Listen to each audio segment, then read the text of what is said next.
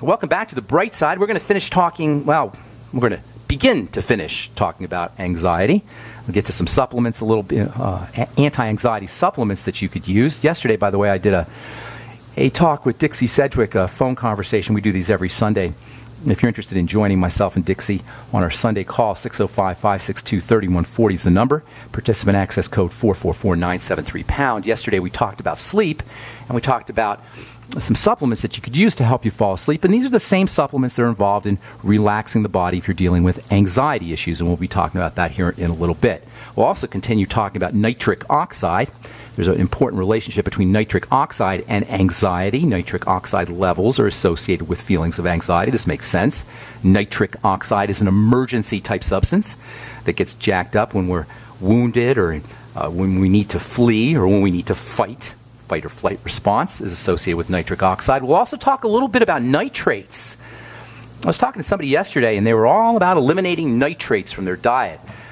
And a lot of folks still think there's something wrong with dietary nitrates and nitrites. Back in the, maybe 10 years ago or so, 10, 15 years ago, nitrates and nitrites were being associated with cancer. As it turns out, nitrates are very, very important dietary nutritional substances. And if you've been listening to our conversation about nitric oxide for the last couple of weeks, it should come as no surprise that despite conventional wisdom, dietary nitrates are actually an important part of good health. And in fact, many of the benefits that are associated with eating vegetables, particularly green leafy vegetables like lettuce and cabbage, many of the benefits associated with these kinds of substances are associated or linked to their nitrate content. How do you like that? Nitrates are... heretofore, we've been taught that nitrates are cancer-causing. You got to eliminate nitrates, but as it turns out, nitrates are actually a very important part of a healthy diet via their connection to green leafy vegetables. Plants and nitrogen go hand in hand, as we've said so many times in this program. And, of course, nitrogen goes into making nitrates. Anyway, we'll be talking about that here in a little bit. For now, I just want to say a few more things about anxiety from a health perspective. The essence of life is polarity. Life is about polarity. Without polarity, nothing exists. Polarity can be thought of as opposites. And leaving aside the spiritual and philosophical implications of polarity and duality, theologists and philosophers have been debating the problem of duality and good and evil for centuries. Leaving this aside, if the essence of life is polarity, polarity, by the way, is manifested by light. Light is what polarity looks like. When God said, let there be light, what he was saying was, let there be polarity. Polarity means duality, positive and negative, light and dark, good and bad, on and off. In reality, examples of polarity are everywhere. We got good and bad. We got filled and empty. We got easy and hard. We got soft and hard. We got hot and cold.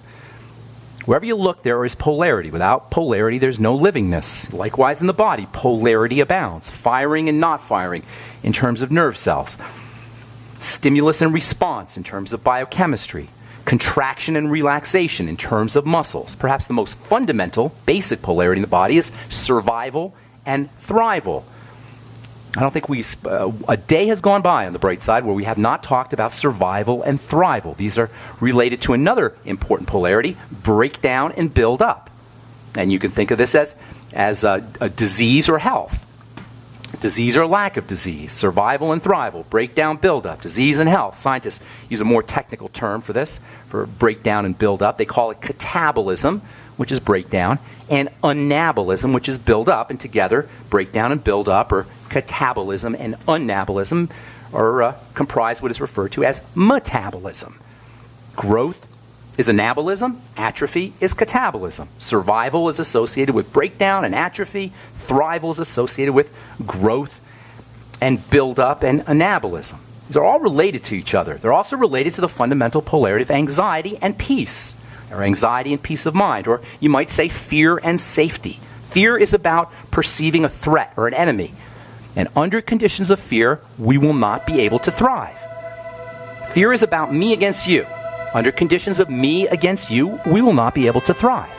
Fear is about us against them. Under conditions of us against them, again, we will not be able to thrive. This is so important. It may sound abstract and airy-fairy, but it's really important when it comes to how healthy or not healthy we are. All right, we'll continue when we come back from our break. I'm Pharmacist Ben. You're listening to The Bright Side. We'll be back after this. Okay, 844-236-6010 is our number. We'll get your phone calls here momentarily. We're talking about anxiety, this idea of me against you, us against them, me against you, us against them mentality. This fear mentality is a great way to shut down your body's ability to thrive. We will not be able to thrive when we're in a me against you, us against them state. When we're in a me against you, us against them state, and we're encouraged to be in this state. Everywhere you turn, this idea of fear is stuck in our heads, to be afraid of them, to be afraid of others, this dog-eat-dog adversarial cultural system where we are always in opposition to something. This cannot be an accident. Those in power, those who set this system up, have to understand that when we're in this opposition mode, we cannot maintain health. Whether this opposition mode, this adversarial perspective is us against the government, or police and criminals, or customers and salespeople, or employers and employees, or whether it involves other countries. It's a way to maintain power and control in an authority trip. George Orwell wrote about this in a fictional, sort of fictional, not really fictional sense in 1984. He called it a state of perpetual war. And we are in a state of perpetual war. There always has to be an enemy in order for an authoritarian system to maintain its control. This perspective, this way of looking at the world, this us against them way of looking at the world, is reptilian in the sense that it's associated with the part of the brain that's called the reptilian brain. This is the part of the brain that's concerned with basic survival behavior: breathing, digesting, circulation, elimination, movement, and posture. These are all regulated by the part of the brain that's called the reptilian brain, and no surprise, so is what we call fight or flight. And all of this is to say that if we're looking at the world as being a threat, if we're looking at the world in this us against them fashion, we are going to be in catabolic, breakdown, atrophy, shrinkage, contraction mode. I always think of the little potato bug that you stick a pin in and he curls up into a ball. That's what our bodies and our metabolism is like. It gets curled up in a ball when we're in fear. Fear is about contraction. Peace of mind, thrival, is about expansion. When we're in catabolic, breakdown, contraction, atrophy, fear mode, we are not going to be able to thrive. And healing is about thriving. Reversing degenerative disease is about thriving. So when we're in this fear mode, we're not going to be able to heal. We're not going to be able to reverse our degenerative disease. In fact, it could be said that dis-ease, the word is very instructive here, dis-ease is really about fear. It's about a lack of ease. It's about a lack of thrival. We're not going to be able to experience peace of mind. We're not going to be able to experience healing, health. We're not going to be able to experience wellness when we are in fear mode. This alone should be an incentive to all of us, especially if we're dealing with degenerative disease, to wean ourselves off of this addiction to fear. And make no mistake about it, it is addictive. Fear is addictive from a biochemical standpoint. The biochemistry of fear, the biochemicals associated with fear, are biochemicals that we can become addicted to. Now, if the threat is real, that's one thing. If there's really a lion at our door, that's, obviously we got to run. If the threat is real, we got to get out of the situation. We don't have time to concern ourselves with thrival or healing or building muscle or supporting the immune system or fighting viruses. If there's a tiger around, we got to run. Viruses and bacteria and strengthening the immune system, they're for later. In other words, we're not going to be at our best from a biochemical or biological perspective when we are in this imaginary state, this imaginary fear state. Now, if we have to run, we got to run. If there's a lion around, there's a lion around. But for the most part, our fears are based on our imagination. To the extent that we're in fear for our survival, even if the threat is only imagined, we will be shrinking. We will be atrophying, and we will be in accelerated aging mode. I've been in the skincare business for many, many years, and let me tell you something. Relaxation and thrival is the best anti-aging skin product there is. And fear, us against them, me against you, is the most powerful wrinkle-causing substance you could ever deal with, or wrinkle-causing situation or circumstance you could ever deal with. Fear is about contraction. Wrinkles are about contraction. Lousy skin is about contraction. Lousy health is about contraction. Yes, it's critical for survival, but it's kind of like your computer on safe mode. Yes, you need to have your computer on safe mode if it's messed up, and it can do the basics on safe mode, but that's going to be it. Safety, on the other hand, is about connection. It's about oneness. It's about unity, and it is associated with the healing process. We have to tell the body it's safe. We have to communicate to the body that it is safe. And in the brain, this reflection of this primal duality of fear and thrival, in the brain, this can be thought of as two systems or two programs, two distinct computer programs.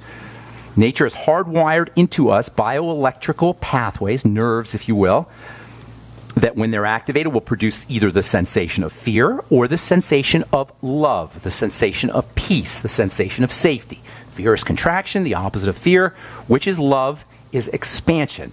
And if you don't like the word love, safety. This is not anxiety.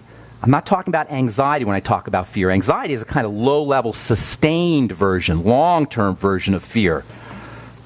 The biological wiring that's associated with fear over the course of time will link into anxiety, but fear is much more primal. This biological wiring in our nervous system links the outside world, its sights, its sounds, tastes, touches, and smells, with the brain and its extensions, the nose and the skin and the ears, and it interprets the information that's coming in as whether that information, the stuff that's coming in from the outside world, is whether it's a threat or whether it's not. If the brain determines that what it's seeing or smelling or hearing is a survival threat, it's going to initiate the physiology of fear. That is hypertension and a high blood pressure and a shutdown of the digestive system and a sense of anxiety, a sense of foreboding, and this is all going to affect various parts of the body, especially the immune system. If this fear is sustained over the course of long term, we're going to call it anxiety. Anxiety is basically the way fear feels like. The interesting thing about this sense of anxiety is that in addition to being activated from psychology, this is so important, you guys, in addition to having anxiety being activated by psychological issues, thoughts and emotions that are induced from the outside world, or jobs, or bills, or relationships, this sense of anxiety can be initiated from the body itself. This is so important because this is a place where we can control our anxiety. Our brain will read our high blood pressure and say, oh my gosh, we should be anxious now. Our brain will read our muscle contraction and say, oh my God, we should be anxious now.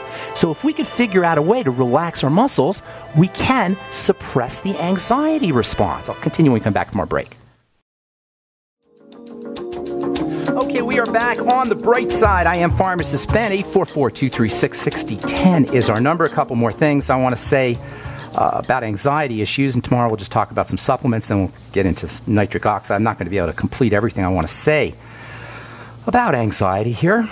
I'll probably write about it on my blog. A guy named William James, some of you may have heard of William James. He's said to be the father of psychology, and he wrote a lot about psychological issues in the late 19th century, early 20th century. He wrote a book called The Gospel of Relaxation. You can get this book for 99 cents on Kindle. Love my Kindle, by the way. 99 cents is it's amazing for all this information you're going to get for 99 cents from William James in The Gospel of Relaxation. Anyway, he says something very interesting. He says that we can control our anxiety from the bottom up as well as from the top down. In other words, we can control our anxiety, obviously, by changing our thoughts and how we think, our mentality, but we can also change it by changing our body from the bottom up. So typically, our thoughts will affect our body, but as it turns out, our body also affects our thoughts, how our body is positioned, for example. Our posture can affect our thoughts. Our posture can affect our anxiety. It's hard to be anxious. It's hard to be depressed if you're holding your chest out and you're holding your shoulders back, for example. Smiling, just moving your muscles, the facial muscles that cause you to smile, moving them upwards in the shape of a smile can mitigate anxiety. You can touch the parasympathetic nerves, the relaxation nerves in the bottom of your feet or the top of your mouth with your tongue. If you touch your top of your mouth with your tongue, you can stimulate the relaxation response. Massaging the bottom of your feet, lightly touching your skin can activate the relaxation response and quiet down the anxiety response. Deep breathing, we've talked about this all the time. Slow deep breathing is probably the best way to reduce the anxiety response. Relaxing the muscles, hot water, immersion therapy. All the strategies we talk about for activating the so-called parasympathetic nervous system can help mitigate and soften the blow of anxiety. These are all things that we have in our control. All ways that we can access the relaxation response to kick in the healing, the regenerating system that is built into the human body. All of this is to say we can address our own anxiety and really all our mental health issues from two directions: from the outside in, that involves changing the stuff in our world, if you will, and from the inside out, that means changing our thoughts and changing our body position. We can change our situation, we can change our relationships, our jobs, our financial conditions, we can move to a different city, we can get a divorce, whatever. These kinds of strategies can be helpful, but because circumstances are always changing one way or another, it's kind of like bailing water out of a leaky boat to try to change your circumstances. There's always going to be some circumstance that you're going to be anxious of, or some circumstance that could be fear-inducing. But because the core of anxiety is in the body, it's much simpler to change anxiety-inducing situations, to change anxiety from the inside out, whether it's changing our thoughts, mentality, or by changing our bodies. All right, tomorrow we'll talk about some nutritional supplements that we could use to change our brain chemistry, to go from fear mode to thrival mode, to go from survival mode to thrival mode. And it should come as no surprise that nutritional deficiencies are a great way to induce anxiety, especially when it involves the digestive system. We'll talk about that tomorrow as we continue talking about anxiety, and then we'll get to some stuff about nitrates and nitric oxide as well. I'm Pharmacist Ben. You're listening to The Bright Side on the Genesis Communication Network. 844-236-6010 is our number. Patty in Kansas, welcome to The Bright Side. Yes, I was wondering... Go ahead. Yes, I have a friend that's on Warfarin, and what can she substitute for that? Well, there's no substitute for warfarin. I get this question a lot. You don't substitute for drugs, okay? You don't take... Okay. You don't want to think about it that way. Warfarin, also known as rat poison, because it's a major blood thinner, awful drug, one of the most awful. Blood thinning drugs are among the most awful of all therapeutic classifications. The blood thinning classification is among the most hideous because the body doesn't want to be forced to thin the blood. The body doesn't like playing around with the blood. The blood is the sacred space, and to pharmacologically induce blood thinning with a drug is a very, very poor medical strategy. It's based on science from the early 20th century and the mid-20th century. It's really a bad idea. But there's no way to control that, to control blood thinning or blood clotting using a nutritional supplement, because if the blood wants to clot, the blood was going to clot. Clotting is part of the survival mechanism. There are nutrients that will thin the blood, but more importantly, you want to ask, why is the blood clotting in the first place? And you'll always find that it's because the blood is dirty. Dirty blood leads to clotted blood, period. Dirty blood comes from the digestive system for the most part. Nutritional deficiencies can exacerbate the situation, but the first thing you want to think about is the digestive system. Food goes in the digestive tract, and it's supposed to go into the blood in a very controlled fashion. It's supposed to get filtered through the liver before it enters into the system, the blood system in general. But if we have breakdowns in the digestive tract, food will enter into the bloodstream in an uncontrolled, chaotic fashion, and this will cause, over time, this will cause an immune response, a defensive response in the blood, and that's what blood clotting is. Blood clotting is a defensive response in the blood. So what you want to do first and foremost is you want to start to patch up the digestive system, and there's a million ways to do it. Number one, probiotics, always the first. So for your friend, get her on the Biolumin Nightly Essence, Patty, immediately. You might also try the Fucoidan Z. Fucoidan Z is kind of interesting because Fucoidan coats and soothes and helps accelerate the healing of the digestive tract, and it also has some blood thinning properties too. Fucoidan, the active ingredient in the Fucoidan Z, multiple benefits. How do you spell that? It's spelled F as in Frank, U as in uncle, C as in cat, O as in Oscar, I as in igloo, D as in David, A as in apple, N as in Nancy, and then the letter Z as in zebra. 3 capsules in the morning, 3 capsules at night. And as I say, you get multiple benefits for the digestive system as well as for the circulatory system. Make sure she's focusing on her fatty vitamins, especially vitamin E and essential fatty acids. You'll get that in the Healthy Start Pack. The omega-3 essential fatty acids have blood-thinning properties, as does vitamin E. She may want to take a little extra vitamin E, by the way, maybe 400 IU a day. Tell her doctor she's doing it because the vitamin E may thin the blood, and in combination with the warfarin, it may thin the blood too much. So tell the doctor, have her tell her doctor that she's on a supplement program. And then if she's got any problem foods, she's got to eliminate those. Best to do a food diary. See what kind of foods are triggering constipation, diarrhea, loose stools, bloating, gas, heartburn, etc., and then eliminate those foods. So for warfarin, number 1, you're going to patch up the digestive system. Number 2, and that means patching it up and also eliminating problem foods. And number 2, getting on a good nutritional supplement program that features omega-3 essential fatty acids as well as vitamin E. And you'll get all that in the Healthy Start Pack. You don't want to necessarily look at substituting warfarin. You want to look at eliminating the need for warfarin or any of the blood thinners. The newer blood thinners are only slightly better, by the way. And blood thinning should always, always, always be regarded as a sign of a body in distress.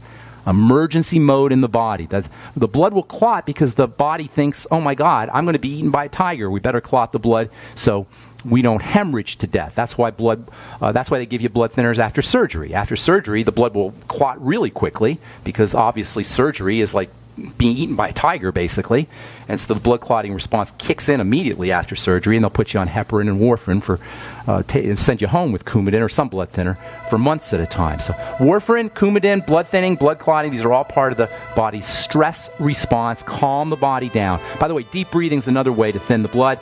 Lack of oxygen is a major inducer of blood clotting. So practicing slow, deep breathing techniques as well. Thanks so much for your call, Patty. Appreciate it. And we'll, if you're on hold, hang tight. We'll get to you when we come back from our break. I'm Pharmacist Ben. You're listening to The Bright Side on the Genesis Communication Network. We'll be back after this.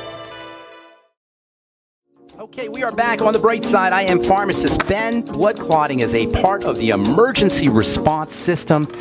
And the bright side is nothing if it's not about the simplicity of reversing degenerative disease. If you're dealing with blood clotting issues, consider that your body is under major stress. Blood clotting just doesn't occur spontaneously, and it takes a long time for the blood to start to clot because clotting and circulatory health is so tightly regulated by the body. If your blood is clotting, it means some kind of distress has been going on in the body, either dramatically or over the course of a long term. Usually the digestive system is involved. Lack of oxygen, hypoxia, low levels of blood oxygen can be involved. Relax the body. Practice deep breathing. Eliminate problem foods. Make sure you're on a nutritional supplement program. Stabilize the blood sugar. All of these are all general health strategies, and it should come as no surprise they're going to be important for circulatory system health as well. If you're looking for specific supplements, as we were saying, vitamin E and omega-3 fatty acids are associated with blood thinning.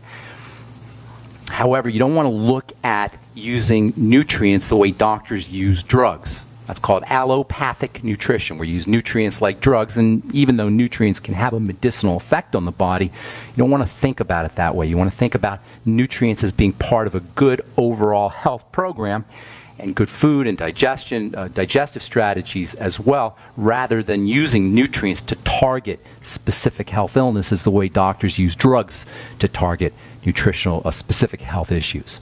All right, Charlie in Kentucky, what's up? Welcome to The Bright Side, buddy.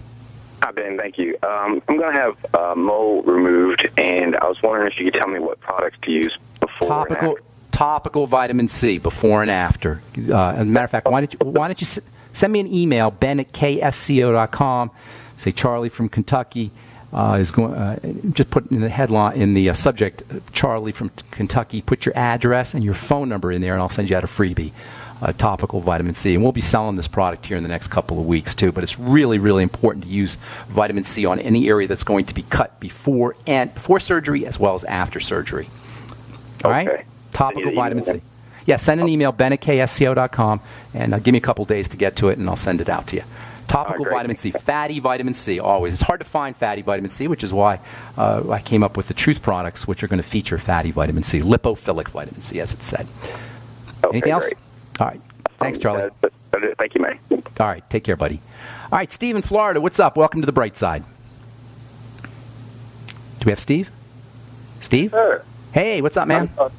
Hey, how you doing? It's good talking to you again, Ben. Hey, good to talk to you. What's going on? I had a two-part question for you. Sure. I got off of Metoprolol I've been on it 7 years. I got off of it. I was off of it a few months. I had Hey, Steve, I'm having a hard time hearing you. You got me on speaker? Yeah. Okay, that's better. Now say that again. You got off of what? I got off the Metoprolol. Oh, Metoprolol. Okay, got it. Did you have high blood pressure, or did you have a heart problem, or what's the deal? Why'd they put you on? I had the white coat syndrome. My doctor told me Okay. it was a white coat syndrome. So in other words, just for the listeners, Steve, white coat high blood pressure is when you walk into the doctor's office, and just because of the doctor's office, you get high blood pressure. So of course he medicated you for that. You must have loved being on the Metoprolol. How'd that make you feel? Well, it made me feel pretty lousy. Actually, I got off of it with the doctor's help. I was off of it for 2 months, and I was hospitalized with AFib. Okay. And this was back in October, and they did an echocardiogram and saw I had a aorta leaking valve causing the problem. So they stuck me back on the Metoprolol and Lanoxin. Oh, my God. Just for the listeners, Lanoxin is another hideous cardiovascular heart drug that poisons the heart. That's how they're working on you, buddy. They're poisoning your heart. That's what the Metoprolol does. It poisons the heart. Make no mistake about it. They're not going to tell you that, but that's what it does. It poisons cardiocytes, heart cells, and the Lanoxin does exactly the same thing. This is the stupidity of the medical model. This is why I get so upset, and this is why I do this program. The logic of this is the logic they're using. We'll poison the heart to slow it down. That's what they're doing to you, and that way your blood pressure will be slower, and your heart will be less likely to go into arrhythmia. Do you want some help with all of this? Yeah, because my heart rate's already gone down to 43. Well, of course, it's poisoned. So here's what you need to do. And again, I hate to sound like I'm just repeating myself, but I am repeating myself because it's all basically the same thing. We talked about blood clotting with the last caller. We're talking about arrhythmias and hypertension with Steve, but it's the same thing. Hypertension, high blood pressure, cardiac arrhythmias, these are signs that the body is freaked out. It's just like you have a baby that's freaked out, except it's your body that's freaked out. So you got to love your body just like you love your baby. You nurture your body like you nurture your baby. Number one, slow, deep breathing. We got to tell Steve, you got to tell the body it's safe. Your body thinks it's about to die. Your body thinks a tiger is about to bite your head off. You think your body wants to be in a chronic state of being afraid the head is going to come off of its body, off of your body? No. That's terrible. Now, you may notice that you have arrhythmias. You may notice that you have high blood pressure, but what you're not noticing is that you're aging at an accelerated pace and you're shortening your lifespan. So you got to calm the body down. First, practice deep breathing. Sit on the couch. Get yourself an app if you have a smartphone called My Calm Beat, or another one called Bio Breathing. Sit on the couch. Practice slow, deep breathing for 2 or 3 or 4 minutes at a time, once or twice a day. The more you do, the better. Just that alone is going to lower your blood pressure. White coat hypertension is the opposite. White coat hypertension is when you're freaked out by the doctor, so your blood pressure goes up. So we got to calm the body down. Yes, sir? But you know what? They're saying the aorta valve leakage is causing Well, that's because it's under constant duress. Yes, it probably is. You probably do have at this point. You probably have some valve issues because your heart and your circulatory system are in constant duress. The blood is being pushed really hard. The pressure is much higher than it should be. All of this can affect the valves, of course. That makes sense. But the problem isn't the valve. That's the symptom. That's the sign of the problem. The problem isn't the hypertension. That's the sign of the problem. The problem isn't the arrhythmia. That's the sign of the problem. The problem is the body is under duress. Does that make sense how I'm explaining this? It does. Okay. I use magnesium. Well, let's not go into I'm using this, I'm using that. I wanted you to get the general concept first. We got to calm the body down. Okay? Right. Now, so oxygen's number one. The biggest emergency to the body is low oxygen. So calm the body down with oxygen first and foremost. I should say respiration because it's the exhale where you're blowing off carbon dioxide where the relaxation response kicks in. So powerful exhalation, even a sigh, even just making the sighing sound like this, just like that, that will lower your blood pressure. You can even feel it. If you do that once, you'll even feel it. All right, no doctors required here. No medical model required here. Secondly, stabilizing your blood sugar, hyper and hypo, high and low, blood sugar is also an emergency to the body. So keeping the blood sugar stable by staying off of foods that spike the blood sugar. You know the suspects. The most likely suspects are bread and pasta and sweets and desserts and soda pop and pies and cakes and candies and potatoes and rice, etc. So make sure you're keeping your intake of sugar down. Dilute your blood sugar with more water. If you fall off the wagon, you eat dessert, make sure you're drinking a lot of water to dilute your blood sugar. Also, first thing in the morning, sometimes that helps. And then using nutrients that stabilize the blood sugar. Magnesium's a great one, by the way. So stay on that magnesium. Stay on that. Absolutely stay on that. Chromium and vanadium and the sweeties, those can also help stabilize the blood sugar. There's no more important nutrients for stabilizing the blood sugar and for calming the body down than the B complex and vitamin C. So make sure you're getting plenty of those, plenty of the B complex, plenty of vitamin C. The Beyond Tangy Tangerine is loaded with both of those.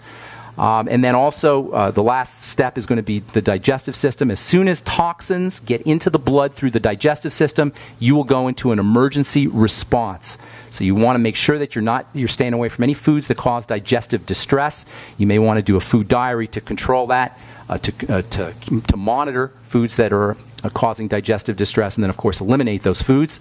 The Fucoidin Z has a dual role to play when it comes to helping you with your circulatory system and your digestive system. It'll cover both of those. So maybe take 3 capsules in the morning, 3 capsules at night of the Fucoidin Z. The Biolumin Nightly Essence, probiotics are very important. If you got the wrong kind of bacteria or not enough of the right kind of bacteria in the gut, that can cause blood reactions, especially problems with with high blood pressure, hypertension, also maybe some heart problems.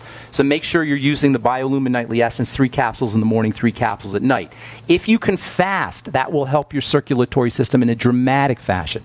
1 day a week, or intermittently fasting, picking a day to just not eat. If you have a hard time with fasting, use the Suero V from Longevity. For Jordan Rubin's Suero V, you can find out about that on my website, brightsideben.com. I love the Suero V. It makes a fast really easy to do, and everybody should be practicing intermittent fasting, whether you're dealing with a chronic degenerative disease or not. Listen, you guys, health is not complicated. Health is not a doctor issue. Unless you've been hit by a bus or some kind of traumatic injury takes place, it's none of the doctor's business what's happening in your blood. It's none of the doctor's business what's happening in your blood sugar or in your digestive system. It's our business, and we have the power.